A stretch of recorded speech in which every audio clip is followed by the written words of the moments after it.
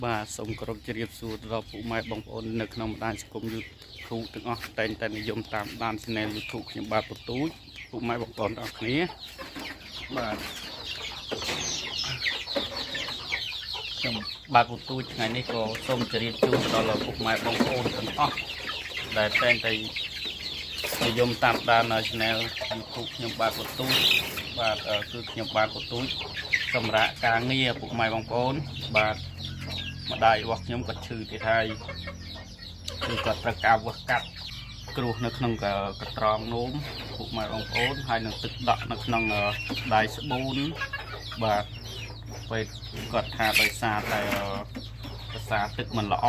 ហ្នឹងហើយគាត់ហូបទឹកថ្នាំប្រចាំថ្ងៃហើយនៅតែអត់ល្អទៀតអញ្ចឹងខ្ញុំបានពុតទូចក៏គ្មានលទ្ធភាពនៅក្នុងការវាស់កាត់ទេពុកម៉ែបងប្អូនហ្នឹងហើយពុតទូចក៏សូមជម្រាបដល់ពុកម៉ែបងប្អូនទុកពីមុនកុំឲ្យទៅមើលរងចាំផ្លូវពុតទូចអីរឿងការងារដែលពុកម៉ែបងប្អូនឲ្យខ្ញុំធ្វើដាក់មកខាងខ្ញុំបាទហើយកុំព្រួយអារម្មណ៍ពុកម៉ែបងប្អូនបាច់បាត់ជំនួយអីខ្ញុំនឹងរក្សាជំនួយ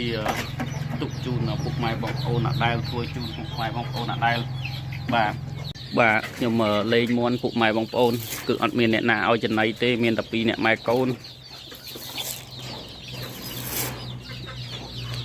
ម្ដាយខ្ញុំគាត់ត្រូវគេបញ្ជូនទៅពេទ្យត្រូវវាស់កាត់ខ្ញុំក៏មានថាការទេពុកម៉ែបងប្អូនមានតែបើជាលក់ដីផ្ទះនេះហើយតាមមើលទៅដើម្បីវាស់កាត់គាត់ដែរណាពុកម៉ែបងប្អូនមន់តលេងបាត់អស់ហើយពុកម៉ែបងប្អូនតែមិនដឹងត្រូវធ្វើវាមិនត្រូវតលេង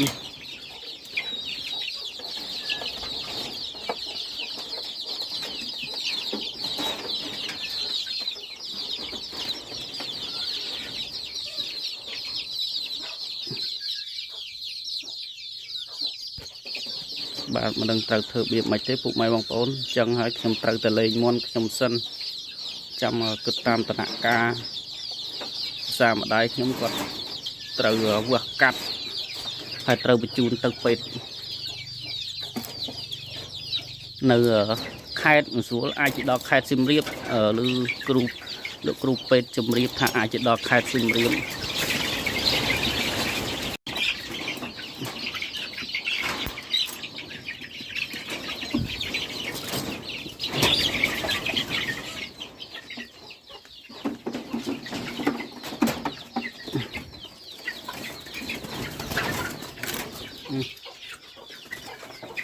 ដឹងធ្វើមិនពុកម៉ែបងប្អូនបើត្រូវតលេងអញ្ចឹង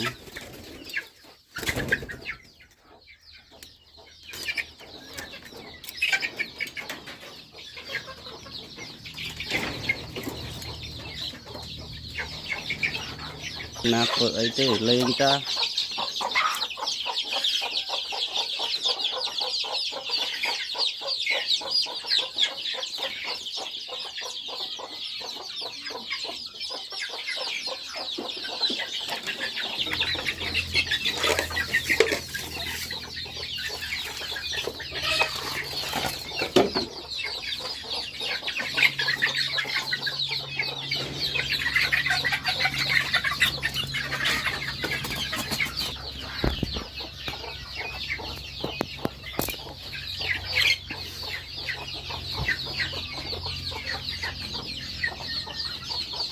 បាទពុកម៉ែបងប្អូនគឺមន់ខ្ញុំ100ជាងគឺខ្ញុំលេងអស់ហើយដោយសារតែអត់កើតមនុស្សនៅផ្ទះឥឡូវនេះបាទពុកម៉ែបងប្អូនមន់ខ្ញុំ100ជាងគឺលេងហើយគឺមិនដឹងត្រូវធ្វើម៉េចទេព្រោះអត់មានមនុស្សនៅផ្ទះជម្រាបទៅដល់ពុកម៉ែបងប្អូនទាំងអស់ជាម្ចាស់ជំនួយកុំបារម្ភរឿងជំនួយអីពុកម៉ែបងប្អូនគឺខ្ញុំរក្សាទុកអដែលអ្នកនៅធ្វើការគឺគាត់នៅធ្វើការអដែលទេបាទចឹងហើយជីវិតពីអ្នកម៉ែកូនបងប្អូន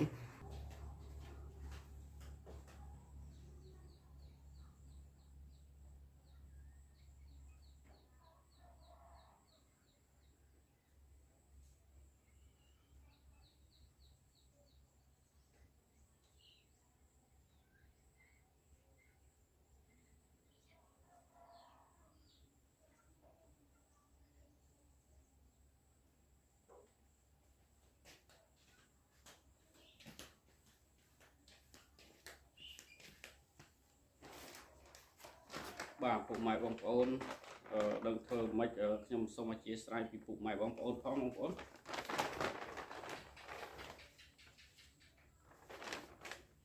ផ្ទះខ្ញុំក៏ត្រូវបិទទ្វារហើយ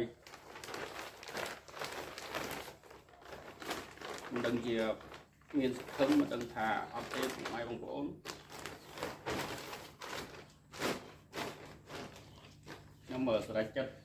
ទៅសិនចាំមកវិញចាំខ្ញុំដោះស្រាយតាមក្រោយទៀតដើម្បីរកដំណោះស្រាយ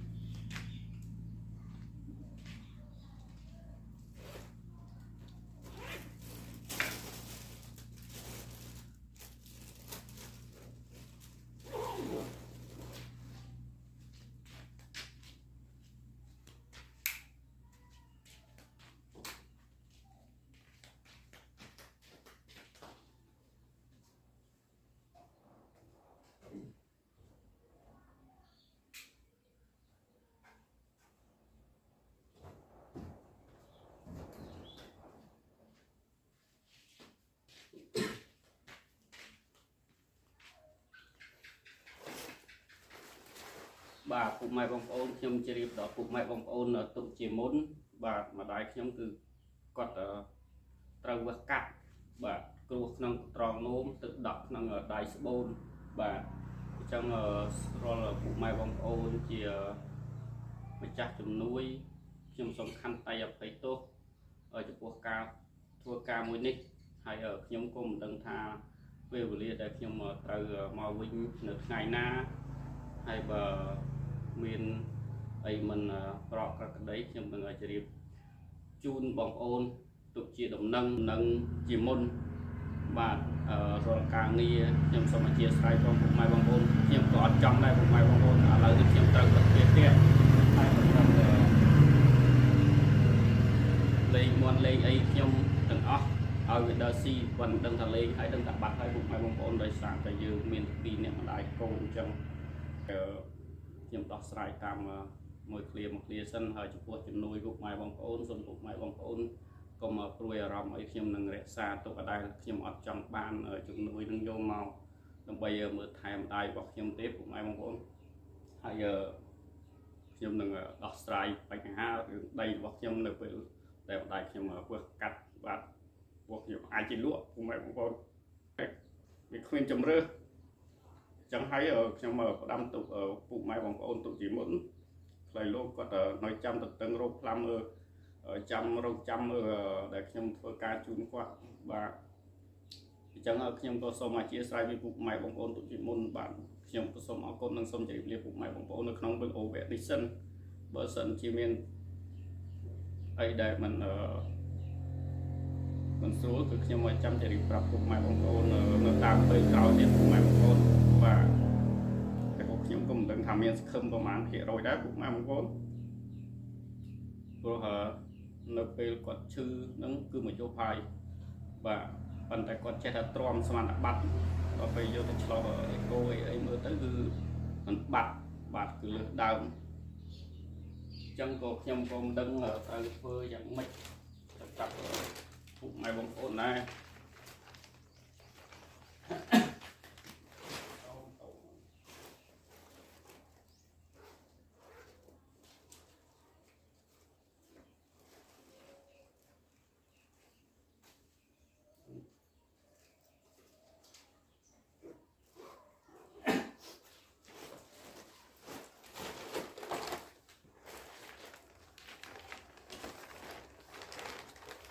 បើសិនណាខ្ញុំអត់បានខុសវីដេអូប្រហែលជាបាទទឹកជាងអីហើយ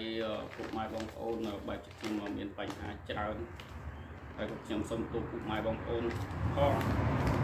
បាទមានតែប៉ុណ្្នឹងទេពុកម៉ែបងប្អូនខ្ញុំត្រូវទៅហើយ